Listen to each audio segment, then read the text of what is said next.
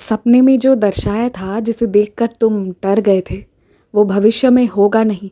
वो तो बस तुम्हें स्वप्न दर्शन के माध्यम से ही उन सारी तकलीफ़ों को काट रहा था। पता है तुम्हारा काम ठीक से शुरू क्यों नहीं हो पाता? कुछ होता है और कुछ रह जाता है। चाहते कुछ और हो कुछ और जाता है। क्योंकि तुम जब प्रार्थना करते हो ना तो सही शब्द बोलते नहीं हो। या तो आधी बातें बताकर रह जाते हो या फिर गलत ही बोल जाते हो। अब तक तुमने जो भी मांगा था वो बातें छोटी थी, इसलिए मैंने वहाँ पर जो तुमने आधा ही मांगा था ना, मैंने बस तुम्हें वही दिया, क्योंकि मैं तुम्हें इस माध्यम से सिखाना और सतर्क करना चाहता था कि जब तुम तीर्थ स्थल जाओ ना तो फिर से वही गलती दोहरा मत देना। निश्चिंत रहो, जो ज़िंदगी की बहुत अहम चीज़ें हैं उसमें तुमने चाहे आधा या फिर गलत ही क्यों ना बोला हो, जो सही है वही तुम्हें दूंगा। लेकिन जो ये छोटी छोटी चीज़ों में गड़बड़ हुई है ना, ये तुम्हें एक शिक्षा दी जा रही है, क्योंकि तुम हाल फिलहाल में अभी बहुत तीर्थ करने जाओगे और हर जगह तुम बहुत से मन्नत भी मांग कर आते हो।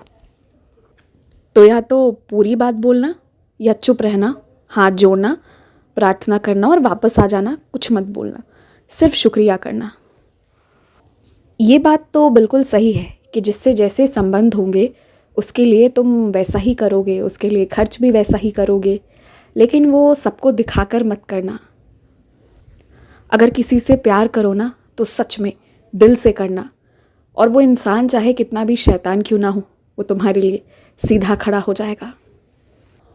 पर एक बात का ध्यान रखना कि यदि गलत इंसान को सही बना रहे हो ना तो बार बार जो गलती उससे हुई थी उसे जाकर वो याद मत दिलाना, उसे जलील मत करना। अगर सच में चाहते हो बदलना तो मौका देना।